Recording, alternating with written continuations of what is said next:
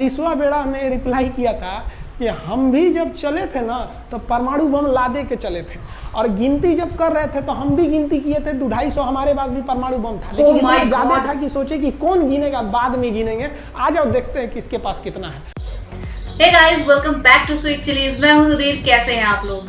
Guys, आज हम लोग रिक्वेस्टेड वीडियो सीरीज की 21 वीडियो देखने वाले हैं, ठीक है।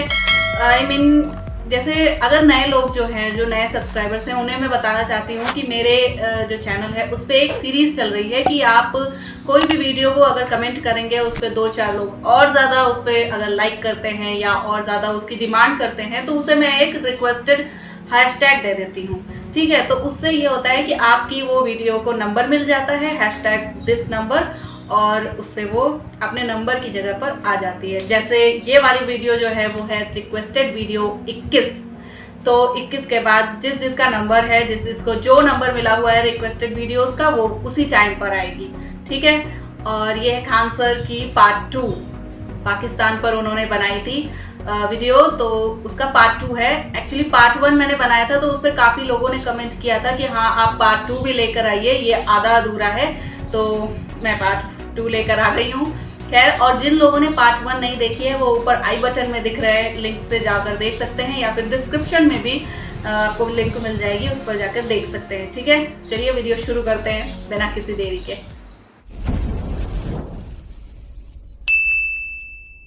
सब सफाई उफाई का काम ये किए थे सर। अब पाकिस्तान हम लोग को धमकी देता है, आज भी वो नहीं सुधरे हैं। आज भी हमने जो चाइना पे वीडियो बनाया था उस पे वो हमको धमकी देता है कि भारत की आर्मी कुछ नहीं कर सकती। अरे भैया आप सोचिएगा भी मत, अभी के समय में तो मत सोचिएगा। जानते हैं क्यों? देख लीजिए इधर अभी कौन बैठा है भारत में, समझ में आ रहा है। और अमित शाह जी। आप लोग तो पहले पाकिस्तान वाले लोग इस बात पर रिसर्च कीजिए कि इनमें ज्यादा खतरनाक कौन है आपके। हमको तो यही ज्यादा खतरनाक लगता है, सच में समझा आप लोग को। तो अभी देखिए ध्यान से, यहाँ पर पाकिस्तान ने जो हार हुई थी लोंगे वाला में, ये हार में पाकिस्तान की तो कमर टूटी और पाकिस्तान का पूरा मनोबल टूट गया कि ससुरा 120 वो मिलकर ऐसे कैसे धो दिया सब। 120 जवान मिलकर इस तरह से मारा। शुरुआत तो इन्होंने किया 3 तारीख को, 4 तारीख को हमने धो दिया। अब बचा नेवी। नेवी कही कि भैया आर्मी को मौका दिए, एयरफोर्स को मौका दिए, रात में आर्मी धोई, सुबह में एयरफोर्स धोई, हम नहीं धोएंगे क्या? भी धोएंगे। नेवी कब पहुंची? 5 दिसंबर 1971 को कराची पहुंच गई। और कराची में जब पहुंची ना तो कराची को तबाह कर दिया। इतना भयानक बमबार्डमेंट किया कराची पर कि कई दिन तक कराची बंदरगाह पर आग लगा था। और कराची बंदरगाह को तो उन्होंने ऐसा धज्जी उड़ाया जिसे लग रहा था सिंधु सभ्यता बना दिया उनको। तो पाकिस्तान की, पश्चिमी पाकिस्तान का कमर टूट गया। पाकिस्तान वालों ने कहा कि ससुरा सब बोल रहा था सर कि हम इधर डिफेंसिव है, यानी ज़्यादा हमला नहीं करेंगे, ज़्यादा हमला इधर करेंगे। ससुरा इधर कैसे मार रहा होगा सब, अभी इधर भी बताते हैं कैसे मारा सब। ये कराची पहुंच गया। आप देखेंगे क्या हाल किया था सब कराची पे। कराची में जब मारा गया था ना इन पाकिस्तानियों को, तो ये पाकिस्तानी भाग गए थे सब ग्वादर में। ये ग्वादर भाग गए। अभी इनसे ग्वादर भी जाने वाला है, पूरा राज्य चला जाएगा इनसे, बलूचिस्तान। छुप के गए थे लोग ग्वादर बंदरगाह पे। अगर हम झूठ बोल रहे हो तो आप खुद पता कीजिएगा अपने यहाँ के इतिहास में भाई। हिंदुस्तान ये ग्वादर बंदरगाह पे छुप गए थे सब। आप देखिए कराची का क्या हाल हुआ था उस समय, हमारे एयर नेवी ने क्या हाल किया था। पाकिस्तान का जितना जहाज, तो भाई जब पता जहाज पाकिस्तान का, ये हाल हो जा रहा था जहाज का। यहाँ देख लीजिए इनका पूरा ध्वस्त का। भैया ऐसे मारा जाता है? हाँ, अरे भाई बच्चा को बच्चा की तरह मारना चाहिए। इंडिया की नेवी में भी हद कर दिया। यहाँ देख लीजिए पूरा का पूरा धज्जी उड़ा दिया इन लोगों को। अरे भाई बच्चा है, बिगड़ गया है तो थोड़ा सा आराम से न मारिएगा। कि देख रहे हैं इस तरह से मारा पूरा पाकिस्तान के, कराची बंदरगाह उड़ गया। तो पाकिस्तान का तो इधर से तो पूरा का पूरा धज्जी उड़ा दिया। अभी शुरुआत हुई युद्ध के केवल 2 दिन हुए हैं। आप दिल थाम के रखिए, 2 दिन में ये युद्ध लंबा चलने वाला है। 3 दिसंबर को स्टार्ट किए, 4 दिसंबर को हम लोग लोंगे वाला धो दिए, अब 5 दिसंबर को कराची। अब पाकिस्तान ने ना भारतीयों को तबाह करने के लिए भारत का सबसे खतरनाक जहाज था INS विक्रांत। INS विक्रांत को बर्बाद करने के लिए ना इसने यहाँ से भेज दिया INS PNS गाजी को। गाजी एक पनडुब्बी थी, उसको आदेश दिया गया कि जाके मार के आओ। किसको? विक्रांत को। क्योंकि अगर विक्रांत जहाज डूब जाता तो वाकई उस समय हमको युद्ध जीतने में बहुत दिक्कत आ जाती। तो ये गाजी कैसे डूबा, इसको हम लोग एगो खराब जहाज से मार दिए। तो अब इधर समझते हैं कि जब उधर इतना भयानक धोए तो इधर कितना बुरा धोए होंगे, इसको बारे में हम लोग समझते हैं। भारतीय सेना अब पूरब की ओर क्या क्या काम की, इसको ध्यान से समझिए। ये मुक्ति वाहिनी जो थी बांग्लादेश की, वो अंदर ही पाकिस्तानी फौजियों को मार रही थी गली कुची में दौड़ा दौड़ा के, क्योंकि इन पाकिस्तानी फौजियों ने वहां पर रेप किया, मर्डर किया, और इनका साथ दे रही थी इधर से हमारी इंडियन आर्मी और ऊपर से हमारा एयरफोर्स, ये तबाह कर दिए थे। इनको भागने के लिए भी जगह नहीं था, और इसी में इनका सबसे बड़ा सरदर्द बन गया था इंडियन नेवी, क्योंकि इनको जो मदद थी, देखिए ये पूर्वी पाकिस्तान है, इनको मदद जब भी मिलेगी तो इधर से ही मिलेगा। अब बताइए यहाँ से तो कोई जाएगा नहीं, बेवकूफ भी नहीं होगा, रास्ते में गिरा देती थी, ट्रक वगैरह जाएगा नहीं, तो नेवी से ये इन लोग मदद देते थे। भैया यहाँ पे जो इनके फौजी लड़ रहे थे उनको खाना पीना भी खत्म हो गया था। अब इनको बर्बाद कर दिया भारत। आईएनएस विक्रांत, आईएनएस विक्रांत उस समय का बहुत बड़ा जहाज था इस साउथ एशिया के देशों का, और यहाँ से उस इतना बड़ा जहाज था कि उसके ऊपर से लड़ाकू जहाजें उड़ती थी। वो एयरफोर्स यहाँ से भी बम मारता था, मिसाइलें मारता था, ऊपर से लड़ाकू जहाजें और हेलीकॉप्टर छोड़ देता था, जो ताकि मुक्ति वाहिनी को कोई दिक्कत ना आए। मुक्ति वाहिनी मारती थी और आर्मी पूरी तरह से उसने यहाँ से हमारा विक्रांत ने चटगांव बंदरगाह को तबाह कर दिया। अब बांग्लादेश का देखिएगा वर्तमान में, उस समय तो पूर्वी पाकिस्तान था, ये चटगांव उस समय पाकिस्तानी आर्मी नेवी का एक बहुत बड़ा केंद्र था। इधर हम लोग ने उड़ा दिया कराची, इधर उड़ा दिया हम लोग ने चटगांव। अब मुक्ति वाहिनी को कोई खास दिक्कत नहीं आ रहा था। अब पाकिस्तान ने कहा कि हर हाल में इस विक्रांत को बर्बाद करो। देखिए ये विक्रांत है, विक्रांत जहाज जो था, इसके ऊपर देखिए आपको लड़ाकू जहाजें दिखेंगी। पीएनएस गाजी को क्या आदेश दिया गया था भाई, कि तुमको जाना है और इस विक्रांत को बंगाल की खाड़ी में जाने के बाद इसी में डुबा देना है। अब पाकिस्तान वालों का इतना दिन तो अच्छा था नहीं, भारतीय खुफिया एजेंसी को पता चल गया कि पाकिस्तान की पनडुब्बी वो समुद्र के अंदर अंदर चलती है, उसको साइलेंट किलर कहा जाता है। पाकिस्तान की पनडुब्बी चल दी है पश्चिमी पाकिस्तान से बंगाल की खाड़ी की ओर, ये अरब सागर से बंगाल की खाड़ी की ओर चल दिया। अब विक्रांत को बचाना हर हाल में जरूरी था, इसलिए हम लोग विक्रांत को छुपा दिए, मतलब थोड़ा सेफ्टी दे के रखने लगे। और इस पीएनएस गाजी जो था, पीएनएस गाजी को देखेंगे, पीएनएस का मतलब था पाकिस्तानी नेवल शिप, पीएनएस गाजी, ये मारने आ गया किसको, विक्रांत को। इस पीएनएस गाजी को अगर कोई मार के डुबा सकता था तो वो था आईएनएस राजपूत। लेकिन ये जो आईएनएस राजपूत आप इमेज में देख रहे हैं, ये उस समय समस्या क्या था इस आईएनएस राजपूत के साथ, क्योंकि इसके इंजन में कुछ खराबी आ गई थी और ये बिगड़ गया था, और बिगड़ के इसको विशाखापट्टनम पे बनाया जा रहा था, रिपेयर किया जा रहा था, इंजन ही गड़बड़ हो गया था। तो भारतीयों का यहीं पे दिमाग काम आया। भारतीयों ने सोचा क्यों ना हम पीएनएस गाजी को खुद बुला के लाएं, कहाँ पर, विशाखापट्टनम पे। तो लोगों ने कहा कि भैया ये आएगा विशाखापट्टनम में, कि आओ आईएनएस राजपूत हमको मार दो। कहा कि नहीं, देखिए कैसे आएगा। भारतीयों को पता था कि हिंदुस्तान में पाकिस्तानियों के कुछ ना कुछ जासूस होंगे और वो पाकिस्तान को पल पल की खबर दे रहे होंगे। भारतीयों ने क्या किया, आईएनएस विक्रांत के जितने भी अधिकारी थे उनसे कहा कि आप लोग अपने अपने घर फ़ोन कीजिए कि हम विशाखापट्टनम आ रहे हैं, तुम लोग हमको छुट्टी मिला है, विशाखापट्टनम में 10 दिन रुकेंगे, हमारे लिए तुम लोग खाना पीना अच्छा से बनाओ। लड़कों से उन लोगों को खबर खिला दिया। विशाखापट्टनम में जितने मछुआरे थे उनको कहा गया कि आप लोग हट जाइए, बहुत बड़ा जहाज आने वाला है, बहुत बड़ा जहाज विक्रांत आ रहा है, यहाँ पे आप लोग खाली कर दीजिए, आईएनएस विक्रांत आ रहा है। यहाँ पर क्या किया गया, ऑर्डर दिया गया, बहुत सारे फल सब्जी अंडा ब्रेड, कि भैया ये इतने बड़े जहाज के लिए जा रहा है, 6 महीने का खाना चाहिए।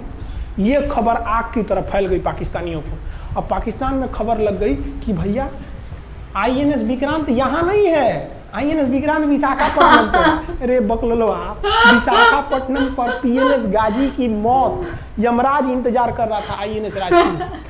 ये गधा जो था पीएनएस गाजी, ये मुड़ गया किधर की ओर, विशाखापट्टनम की ओर। और विशाखापट्टनम पर चुपचाप शांति से खड़ा हुआ जहाज आईएनएस राजपूत इंतजार कर रहा था। तो पानी के अंदर अंदर आओ, ये अभी बाहर निकला हुआ है, पानी के अंदर रहती है। और फिर आईएनएस राजपूत देखा कि ये आ रहे हैं, वो आईएनएस राजपूत को मारता कि इससे पहले ही आईएनएस राजपूत मार के तबाह कर दिया पीएनएस गाजी को। पीएनएस गाजी को डूबने के बाद पाकिस्तान को बहुत बड़ा सदमा लग गया। पाकिस्तान को यह एहसास हो गया कि अब हम कभी नहीं जीत सकते हैं, क्योंकि ये PNS गाजी अमेरिका से खरीदा हुआ एक बहुत ही शक्तिशाली वाकई इसीलिए वो इतने स्ट्रॉन्ग दिख रही है वो सबमरीन। और हम लोगों ने उसको इस जहाज से डुबाया जो जहाज खराब हो चुका था, जिसका इंजन खराब था। भारतीय सेना का मोराल पूरे 7वें आसमान पर था और पाकिस्तानी दिन पर दिन बर्बाद हो रहे थे। भाई वो तो अपने पैरों पे खुद ही कुल्हाड़ी मार रहे हैं, तो उसमें क्या कर पाकिस्तानियों सकते हैं। ने अमेरिका में फोन किया, भैया आप कुछ कीजिए। तो अमेरिका ने ना UNO में मुद्दा उठा दिया, यूनाइटेड नेशन ऑर्गेनाइजेशन, इसकी जो सिक्योरिटी काउंसिल है, सुरक्षा परिषद, इसमें कह दिया पूर्वी पाकिस्तान पर जुल्म कर रहा है, मार रहा है। तो रसिया उस समय हमारा साथ दिया, कहा कि तू देर जानता है जुल्म कर रहा है, भारत जो कर रहा है सही कर रहा है, हम इस प्रस्ताव के खिलाफ में वीटो करते हैं। वीटो अगर कोई देश, 5 देश को वीटो है, इस पर अलग चर्चा करेंगे, अगर किसी ने वीटो कर दिया तो वो प्रस्ताव रद्द हो जाता है। तो पाकिस्तान की एक और उम्मीद यहाँ पर अपना दम तोड़ दी। अब पाकिस्तान कहा अमेरिका से कि भैया आप ही हमको बचा लीजिए। तो अमेरिका ना पाकिस्तान की ओर से भारत पर हमला करने के लिए अपना सबसे खतरनाक जहाज भेज दिया, 7वां बेड़ा। देखेंगे 7वां बेड़ा को, अगर कितना भयानक था 7वां बेड़ा। ये अमेरिका का साथ अकेले चलता ही नहीं था, इतनी पूरी फौज के साथ, नेवी के साथ चलता था। ये किस लिए आया था? विक्रांत को डुबाने के लिए, और इसका साइज विक्रांत से डबल था। इसके आगे विक्रांत नहीं टिक पाता। अब इंदिरा गांधी भी टेंशन में रह गई ले। तब उस समय इंदिरा गांधी को याद आया कि भैया हमारा एक और तो हम समझौता करके आए हैं, अगर अमेरिका पाकिस्तान का साथ दे सकता है तो रूस से हम भी तो समझौता करके आए हैं। तो भारत ने रूस को कहा कि भैया अमेरिका इतना भयानक 7वां बेड़ा भेज दिया, आप हमारी मदद कीजिए। तो रूस ने कहा टेंशन क्या लेते हो, देखो हम बोलते हैं। रूस ने परमाणु पनडुब्बी भेज दी और रूस ने 40वां बेड़ा भेज दिया। आप देखेंगे ये रूस का 40वां बेड़ा है। ये अपने भारी भरकम जहाजों के पूरे ग्रुप के साथ चल दिया, कहा कि चल भैया देखते तुमको कौन मारेगा भारत को। और अमेरिका को सीधा कह दिया कि भैया विक्रांत पर अगर आपने हमला किया तो ये हमला हम रूस पर हमला मान लेंगे। यहाँ पर खड़ा था भारत का विक्रांत और उसकी सपोर्ट में खड़ा था रूस का 40वां बेड़ा। और रूस ने यमन से अपनी एयरफोर्स को भी कह दिया था कि भैया तुम भारत की देखभाल करना। तो भारत की सुरक्षा के लिए इतने लोग, और अमेरिका अपना 7वां बेड़ा लेके यहाँ मुंह देख रहा था, और ब्रिटेन ने भी अपने ईगल नाम के बेड़ा को भी भेज दिया था। तो ये 2 लोग हमारे खिलाफ आ गए थे लड़ने के लिए कि अब बताइए, हम लोग बांग्लादेश की भलाई सोच रहे थे, और अमेरिका का 7वां बेड़ा और रूस का ब्रिटेन का ईगल हम लोग के खिलाफ था, और हमारा अपना विक्रांत और रूस की अमेरिका यार उस टाइम क्या कर रहा था, उसे समझ में नहीं आ रहा था कि भाई ये पूरा काम कर रहा है। 40वां बेड़ा का कहना था कि भैया हमारे जहाज पर ऑटोमेटिक मिसाइल लगी है, तुम अगर इधर आओगे तो हम मार देंगे तुमको ऐसे ही। रूस ने अपनी सारी पनडुब्बियों को ऊपर उठा दिया समुद्र के ऊपर, ताकि सैटेलाइट से और दूसरी निगरानी से देखा जा सके, और यही हुआ भी। वो लोग रूस के इतने खतरनाक जहाज़ों के ग्रुप को देखकर घबरा गए, इतना घबरा गए कि ब्रिटेन ने कहा था we are too late. Britain का ईगल बेड़ा अमेरिका के 7वां बेड़ा से कर गिरे उधर मत जो, बहुत देर हो गया, पहले पहुंच गया रूस, मारेगा वहीं तबाह हो जाओगे यहाँ पे। तो 7वां बेड़ा ने धमकी दिया कि हमारे जहाज में परमाणु बम लदे हुए हैं। तो 40वां बेड़ा ने रिप्लाई किया था कि हम भी जब चले थे ना तो परमाणु बम लादे के चले थे, और गिनती जब कर रहे थे तो हम भी गिनती किए थे, 250 हमारे पास भी परमाणु बम था, लेकिन इतना ज्यादा था कि सोचे कि कौन गिनेगा, बाद में गिनेंगे, आ जाओ देखते हैं किसके पास कितना है। तो रूस ने हमसे सच्ची दोस्ती निभाई थी, और इधर शेख मुजीबुर रहमान की जो मुक्ति वाहिनी थी वो अपना काम कर रही थी। अब भारत आर पार की लड़ाई में था, पाकिस्तान हर मोर्चे पर हारते जा रहा था। भारत सरकार ने पाकिस्तान पर मनोवैज्ञानिक दबाव बनाने के लिए निर्मलजीत सिंह अरोड़ा ने एक प्लान बनाया। उन्होंने एयरफोर्स को पूर्वी पाकिस्तान यानी जो अभी बांग्लादेश है, तो ढाका के ऊपर एयर ड्रॉप करा दिया, हवाई जहाज से सैनिकों को उतार दिया, और उन सैनिकों के भेष में उसमें सैनिक कम थे, और उसमें केवल पुतलों को नीचे उतारा गया था। ये केवल इंडियन आर्मी जान रही थी कि पुतला नीचे उतरा है सर, लेकिन मीडिया ने तो इसको खबर को आग की तरफ फैला दिया। और इसमें हम धन्यवाद देना चाहेंगे हाथ जोड़कर BBC न्यूज का। और BBC ने ये छाप दिया कि इंडियन एयरफोर्स ने ढाका पर 5000 एयर ड्रॉप करा दिया फौजियों को। अब ये गली गली खोज खोज के पाकिस्तानी फौजियों को मारेंगे कि तुम क्यों मार रहे हो हमारे बांग्लादेशी भाइयों को। और बांग्लादेश की मुक्ति वाहिनी वैसे ही उनके पीछे पड़ी हुई थी पाकिस्तानियों के। अब पाकिस्तानियों का पूरा मनोबल टूट गया, पाकिस्तानी गली गली छुप गए सब। सोचिए ये पुतला से डर जा रहे थे सब, रियलिटी में पुतला गिराया गया था एयर ड्रॉप करके। अब वो लोग डर के मारे भाग गए यहाँ पर। अब एयरफोर्स ने देखा कि उसके ये छोटे से वैज्ञानिक दबाव का इतना खतरनाक असर पड़ा है। एयरफोर्स ने कहा कि अब एक काम करते हैं, अब आर पार को अब ठोक डालते हैं पाकिस्तान को, अब जो होगा सो देखा जाएगा। एयरफोर्स ने बांग्लादेश के जो गवर्नर थे उनके घर पे हमला कर दिया। अब वो घर में नहीं थे, वो तो बच गए। बचने के बाद डर क्या होता है, देखिए डर किसको कहा जाता है। जो उनके गवर्नर हाउस थे AH मलिक, इन्होंने त्याग पत्र दे दिया। भैया जिंदगी रहेगी तो बहुत नौकरी करेंगे, डर के मारे त्याग पत्र दे दिया। सोचिए गवर्नर, क्योंकि पाकिस्तान का एक राज्य ही तो था पूर्वी पाकिस्तान। जैसे हमारा एक राज्य है उत्तर प्रदेश, बिहार, महाराष्ट्र, वहाँ पे भी एक गवर्नर होते हैं ना, संवैधानिक हिसाब से गवर्नर मालिक होता है उस जगह का। त्याग पत्र दे दिए। सोचिए ये डर था उनके अंदर। निर्मलजीत सिंह हालत तो देखो यार, जो लेफ्टिनेंट जनरल थे, जनरल तो हमारे मानिक शाह थे, लेफ्टिनेंट जनरल थे जिन्हें बांग्लादेश जीतने की जिम्मेदारी दी गई थी, मतलब उसे सुरक्षा करने की जिम्मेदारी दी गई थी। वो पाकिस्तान के लेफ्टिनेंट जनरल नियाजी से बात किए और उन्हें कहे कि हम आपको आधा घंटा का टाइम देते हैं और आप इस आधा घंटा में विचार कीजिए आप सरेंडर करते हैं कि नहीं। अगर आप सरेंडर कर देंगे तो हम आपको गारंटी देते हैं कि आपके सैनिकों को जिंदा रखा जाएगा, और अगर आप हमारी बात को नहीं मानेंगे, देखिए गवर्नर साहब के घर है, कोई ठीक नहीं है आपके घर पे, क्योंकि अगर आप हमारे सामने सरेंडर नहीं करिएगा तो याद रखिए हम अपने हमले को 10 गुना और तेज कर देंगे। और हार तो आप चारों ओर से गए हैं। भारत चाहता था कि जल्दी से जल्दी इस युद्ध को खत्म किया जाए, क्योंकि अब ये अंतर्राष्ट्रीय मैटर हो चुका था। अब जितना ज्यादा बढ़ेगी लड़ाई उतना ज्यादा दंगा होगा, उतना ज्यादा खून खराब होगा। तो पाकिस्तान को दिया, 7वां बेड़ा को नहीं घुसने दिया, तो अमेरिका की किरकिरी हो रही थी, ब्रिटेन के ईगल को घुसने नहीं दिया, उसकी किरकिरी हो रही थी। अब भारत को उस समय लोग कहते कि ये गरीब देश है, अभी आज़ाद हुआ है। 1971 में हमारी यही हाल थी और सारे लोग कह रहे थे, हम उसको गरीब समझ रहे थे, करवा के रख दिया अमेरिका को, हर जगह धो दिया पाकिस्तान को। अब बेचारे नियाजी क्या कर सके। नियाजी को आधे घंटे का टाइम दिया गया। 16 दिसंबर 1971, याद रखिएगा दिन, 16 दिसंबर 1971।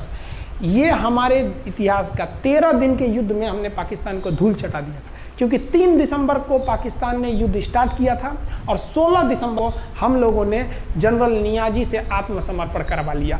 और आत्मसमर्पण आप देखना चाहेंगे जनरल नियाजी का। जनरल नियाजी इन्होंने हमारे लेफ्टिनेंट जनरल निर्मलजीत सिंह अरोड़ा के सामने आत्मसमर्पण साइन किया, और साइन करने के बाद बांग्लादेश के ढाका रेस कोर्स में इन्होंने साइन किया और इनकी आंखों में आंसू था। एक देश के सेनापति के लिए इससे शर्म की बात क्या है, जो गिनीज बुक में नाम रिकॉर्ड करा दिया। गिनीज बुक में कैसे, देखिए पाकिस्तान के लोग हम चाइना के वीडियो बनाए थे, उस पर कमेंट कर रहे थे कि इंडियन आर्मी कुछ नहीं कर सकती। देखो बांग्लादेश तुम्हारी बहादुरी का जीता जागता उदाहरण है। तुम्हारे यहाँ का 93,000 फौज, सोचिए 93,000 सैनिक पूरी दुनिया में आज तक आत्मसमर्पण नहीं किया। ये 93,000 लोगों ने आत्मसमर्पण कर दिया। देख लीजिए, ये अपना बंदूक उतार फेंक दिए, अपने स्टार नोच के उतार दिया कि भैया हम लीजिए आत्मसमर्पण कर रहे हैं, बेल्ट उतार के दे दिया, अब चलिए जहाँ ले जा रहे हैं, जितना लाठी मारना है हमारी आत्मसमर्पण। ये वही पाकिस्तान है, याद रखिए आप। किसी भी आर्मी के लिए हमारे इससे ज्यादा 120 शर्म की बात सैनिकों नहीं ने हो सकती। आपको धूल चटा दिया था लोंगेवाला में। केवल 2 सैनिक मरे थे लोंगेवाला में और पूरी की पूरी आपको भगा दिया था 4 दिसंबर को ही। और आप याद कीजिए, बहुत बहादुर बनते हैं ना, 93,000 फौज आपकी हार के गई है यहाँ से। इतना बड़ा हार दुनिया में आज तक कहीं का नहीं हुआ है। 93,000 सैनिक सरेंडर करके गए हैं भारत के सामने से। क्या बात कीजिएगा आप हमारे सामने। तो ये है, गिनीज बुक में नाम है। ये तो है भैया पाकिस्तान की आर्मी, एक तरह से गिनीज बुक में नाम है ना जी। भले हारने से नाम है तो क्या हुआ, पाकिस्तान के लिए इससे खुशी की बात क्या हो सकती है कि भैया गिनीज बुक के नाम है। अब इन लोगों को जेल में बंद कर दिया गया, बाद में हम लोगों ने इन्हें छोड़ भी दिया था। और इस सरेंडर के बाद बांग्लादेश के जो मुक्ति वाहिनी थी उसके चेहरे पर ये मुस्कान थी कि बांग्लादेश अब स्वतंत्र हो गया। ढाका इंदिरा गांधी का स्टेटमेंट था, ढाका स्वतंत्र राजधानी है स्वतंत्र बांग्लादेश की। ये खुशी थी बांग्लादेशियों के चेहरे पर, जिनकी बहनों की इज्जत लूट ली गई थी उन्हीं देश के फौजियों के द्वारा। जिनके ये जो नियाजी थे, जब इन्हें लेफ्टिनेंट गवर्नर बना के भेजा गया था बांग्लादेश में, तो ये नहीं पूछे थे कि बांग्लादेश का स्थिति क्या है, ये पूछे थे कि जिन लड़कियों का रेप हुआ है वो कहाँ है, सब दिखाओ तो, मतलब ये भी जाके करेंगे, ये हाल था। ये इनके चेहरे पे मुस्कुराहट थी। बाद फिर मुजीबुर रहमान को पाकिस्तान से स्वतंत्र कराया गया। भारत ने जो अपना वादा किया था कि शेख मुजीबुर रहमान को स्वतंत्र करेंगे, बांग्लादेश को स्वतंत्रता दिलाएंगे, उनके अधिकारों के लिए लड़ेंगे, भारत ने अपने वादा को पूरा किया। आज शेख मुजीबुर रहमान की बेटी शेख हसीना बांग्लादेश की कमान संभाले हुई हैं। शेख हसीना, जब हमको याद है जब वो भारत आई थी तो एयरपोर्ट पे, तो मोदी जी एयरपोर्ट पर रिसीव करने गए थे, जबकि ऐसा नहीं होता है।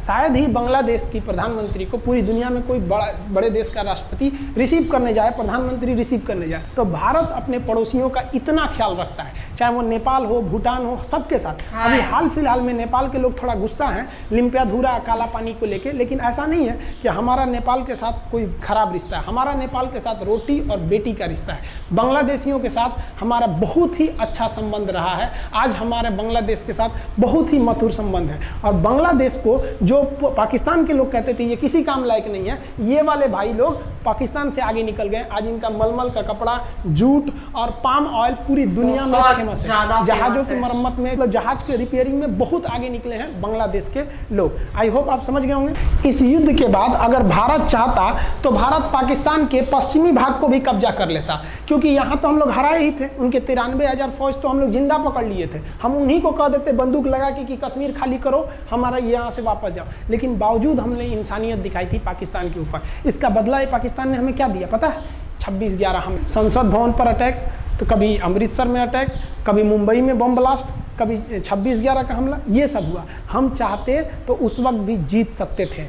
ये पाकिस्तान वाले आप जो कहते हैं कि हम बहुत बहादुर हैं, भारतीय सेना हमारा क्या कर सकती है, तो भारतीय सेना की रहमो करम पर आप लोग जिंदा थे, वरना 1972 में ये जो सेना थी ना, 71 में, आप लोग को कहीं का नहीं छोड़ती। आप हिंदुस्तान के व्यूवर्स आप लोगों से भी कहते हैं कि एक लाइक तो बनता है इस सैनिकों के लिए, हमारे लिए नहीं, हमारे इस चैनल के लिए कभी नहीं करेंगे। खान जी रिसर्च सेंटर चैनल को आप सब्सक्राइब करिए, लाइक करिए, हम ये कभी नहीं कहते हैं, लेकिन हम ये जरूर कहते हैं कि आज एक लाइक बनता है हमारे इन वीर सिपाहियों के लिए जो आज भी सेना के लिए डटे हुए हैं। और ये पाकिस्तान इस पर कमेंट करते हैं। हम आप भारतीयों से कहते हैं, आप हिंदुस्तानी हैं तो इस वीडियो को जितना से ज़्यादा शेयर करना है आप शेयर कीजिए, ताकि आपके बच्चों तक को ये पता चल सके कि हमारे सैनिक कितने बहादुरी हैं, कितने बहादुरी से लड़े थे हमारे सैनिक, कितने बहादुर हैं। और इस वीडियो को आप इतना शेयर कीजिए कि पाकिस्तान तक पहुँचे और वहाँ का बच्चा इस वीडियो को देखे, ताकि उनके अंदर भारतीय सेना का जो डर है वो बैठे।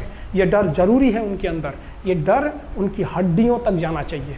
आप इस वीडियो को देख रहे हैं तो इसे पाकिस्तान तक पहुंचाइए, पूरी दुनिया में पहुंचाइए कि हमारे वीर सिपाही कितनी बहादुरी से लड़े थे। और हाँ, कोई भी देश के हो, हर देश को अपने सैनिकों के लिए सम्मान करना चाहिए। हम ये कोई मनगढ़ंत कहानी नहीं बताएं, हम अपने सैनिकों की वीर गाथा बताएं जो A to Z अक्षरशः सही चीजें हैं। समझ में आया? आप इस वीडियो को देख रहे हैं तो मेरे साथ बोलिए आप लोग, भारत माता की जय। पाकिस्तान के युद्ध का जो हम सीरीज बना रहे हैं, आज 71 का युद्ध बढ़ाएं। हम आपको कल 1948 का युद्ध बता देंगे, 65 की लड़ाई में वीर अब्दुल हमीद ने जो बहादुरी दिखाई, फिर आपको 84 का सियाचिन, 99 का करगिल और 62 की चाइना युद्ध के बारे में भी बता देंगे। याद रखिएगा, चाइनीज और पाकिस्तानी इस वीडियो को डिसलाइक जरूर करेंगे, आप उन पर भारी पड़िएगा।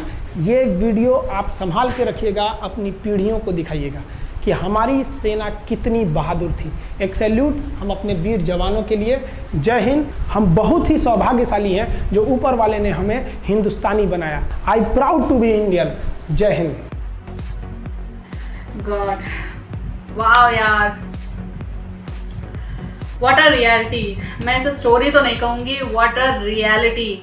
देखो अभी का जो माहौल है, ठीक है, मैं ये नहीं कह रही कि हाँ हम जो हर पाकिस्तानी गलत है, ठीक है, ये नहीं कह रही, लेकिन उस वक्त का जो हाल है और जिस तरह से उन्होंने बांग्लादेशियों के साथ ये हरकत की थी, तो उसके लिए देखो, जो करोगे, अगर बबूल बोओगे तो तुम आम नहीं खा सकते, इतना तो पक्का है, ठीक है। तो जो उस समय की लड़ाई थी वो उस समय खत्म हो गई। उसके बाद तो मतलब लोगों को सीख मिलनी चाहिए। जो वो कहते हैं ना कि दूध का जला हुआ छाछ भी फूंक कर पीता है, लेकिन यार मतलब लोग सुधरते नहीं हैं। कुछ ऐसा ही है पाकिस्तान की army. I am sorry to say, जो भी मुझे पाकिस्तान से देख रहा है, अगर यार आपको बुरा लगता है तो प्लीज आप एक बार रिसर्च करो, ठीक है। उसके बाद आपको पता चल जाएगा कि क्या सच्चाई है क्या झूठ है। लेकिन मैं तो यार बस इतना कहना चाहूंगी, जो उस टाइम की लड़ाई थी उसकी वजह से आज हमें अपने मन में नफरत नहीं भरनी चाहिए, ठीक है। जो भी लड़ाई होती है वो कुछ ना कुछ मिसअंडरस्टैंडिंग की वजह से होती है, कुछ ना कुछ या तो कोई गलत होता है, क्योंकि ताली कभी एक हाथ से नहीं बजती है, ठीक है।